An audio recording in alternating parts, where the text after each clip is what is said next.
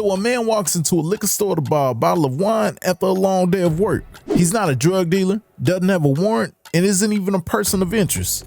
He just happens to be wearing green shorts. And then two NYPD detectives beat him bloody to the floor. Broken glass everywhere, dragging him all through it. And here's the part that's gonna have you heated. They filed charges against him for resisting arrest. What the hell? An arrest that never should have happened. His name is Timothy Brown. He's 46 years old. He's a home health aide and a licensed security guard. The only thing he can say is, I just thank God I'm alive. Real talk, let's get into it. But before we do, show the channel some love, hit that like button, hit that hype button, and sub to stay up to date. Cue the clip. This that Ramondo reacts, huh? Y'all came in for the laughs, huh? You did. Stay for the commentary cause it makes sense, huh? Real talk. That boy is good. April 14th, Brooklyn. NYPD narcotics detectives are running an undercover sting operation. So they send an undercover officer into a neighborhood. He purchases crack cocaine. Yeah, you heard me right. Crack cocaine. I mean, in 2026, who's still buying crack cocaine? Anyways, he was supposed to buy it from a man named Joshua Ramos. Ramos gets arrested, operation successful. But here's where it starts to unravel.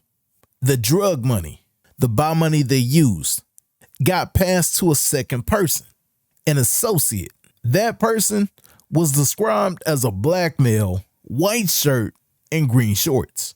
The detectives look around, and across the street from the drug sale, they spot somebody matching that same description, green shorts.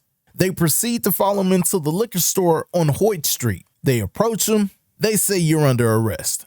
That man was Timothy Brown, simply trying to buy some wine after a long day of work. Not an associate, not a suspect, not involved in any way. And the actual suspect, the actual associate, get this, he was already in custody. Talk about communication, huh? So understand what that means. They already had their man. Because Timothy Brown, he didn't deserve that. He was getting punched. He was getting kicked on and dragged across a liquor store floor. Green shorts. That's all it took. Law enforcement sources telling me the two officers that you are about to see in that video that's gone viral, they are veteran narcotics detectives working out of Brooklyn North, and that they believed that the man that they were arresting had been involved in a drug sale. Well, now those two detectives, their guns and their shields have been taken away while the NYPD's Internal Affairs Bureau investigates this incident. But go ahead, take a look at this video here right now, because again, this is the video that has gone viral. This happened at a liquor store, which is at the corner of Baltic and Hoyt Streets here in Brooklyn. The video is about 7.5 minutes long, and you can see the two detectives repeatedly punching the man. Yo, what part of protocol is that? What in the name of Hollywood production? I mean, this ain't Vic and the Shield. This ain't Alonzo in Training Day. Right there, look at that. He's not fighting back. He got his hands up to protect himself. And they still going. And let's not make this about race, because if the colors were inversed, I feel the same way. And then he either falls into or gets thrown into a counter of food there, a rack of shelves. He falls to the ground, and then they drag him to the front door. Now, during this video, you don't hear the video because there's a lot of cursing by one of the people, the woman who is recording this video. But you can hear her screaming, "Why are you punching him? Why are you punching him?" And then you can also hear the police yelling at him repeatedly, telling him to stop resisting, and roll over and put your hands behind your back. Y'all see all those bottles, all that blood on the floor, and they still hitting them? Bystanders over there talking about badge numbers. And one of those goofy detectives had the nerve to say, "There's a reason you don't resist arrest, boy." Okay, he ain't say that last part, but you know he's thinking it. And now, back to our regularly scheduled program. Bitch, this ain't a movie. Now here's where things go from bad to worse. He isn't trying to resist arrest. He's simply trying to survive. And the officers, well, I don't think they can tell the difference. As if they cared. Hold on a second. Bring that back. The man is handcuffed, and you're still proceeding to stomping on the man. NYPD, what part of procedure is that? That's frustration. That's ego. That's someone who felt disrespected because someone didn't submit fast enough. And Timothy Brown paid with his blood. What did they say? He said, "You're under arrest." I remember being grabbed and shoved, and he said, "Don't resist." And I said, "I'm not resisting." They slammed me up against the glass, you know, repeatedly hitting me in the temple and my head. You know, you see my eyes black. I just thank God that I'm alive. Look at his eye. Just look at it. The man went in to buy wine and came out looking like that. And his mother, I mean, imagine seeing your child get drugged like that. And I was like, you know what? I'm going back to the precinct to make sure he's going to be okay. Excuse me.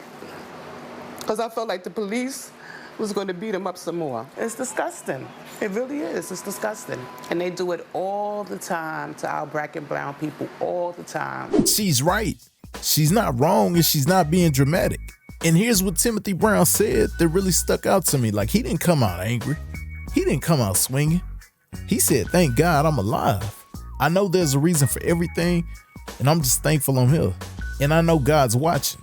That's a composed man, because I know most people will probably want it back in blood immediately. I really need y'all to sit with that. But here's what I really want to talk about, because this is more than just a viral moment. It's a blueprint for how this system operates when nobody's watching. Timothy Brown was originally charged with resisting arrest. Those charges weren't dropped because the NYPD decided to do a good thing. Those charges were dropped because Abe Lee Moran happened to have her phone out. Nearly 8 minutes of footage. 8 minutes of footage. You take that footage away, I guarantee you Timothy Brown is trying his hardest to fight these charges, and no credibility against 2 NYPD detectives in court. Without the camera, I doubt this becomes a story. Another case closed. And that right there should disturb you more than the video itself. And while they're doing their internal investigation, these 2 officers are listed as modified duty. What? Modified duty is a holding pattern while they try to figure out this PR situation. Timothy Brown wants justice.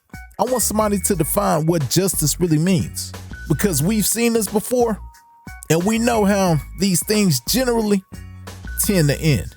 Now, if we look on the other end, we have DEA President Scott Monroe. He basically said narcotics detectives live a dangerous life. Understandable. If they ask you to comply, you should probably do so. But they want to look at everything before they rush to judgment. So let's not rush. Just look at the evidence. Those 2 detectives, they don't need to be modified. They need to be terminated, then charged. That makes sense. Because if it wasn't for that clip that went viral, what do you think Mr. Brown will be doing right now? Trying to fight to clear his name. But what do you think? Let me know in the comments. Until next time, if you enjoyed the content, hit that subscribe button to the right and to the left. More dope content. Until next time, I'm out. This that Ramondo reacts, huh? Y'all came in for the laughs, huh? You did. Stay for the commentary, cause it makes sense, huh? Real talk. That boy is good.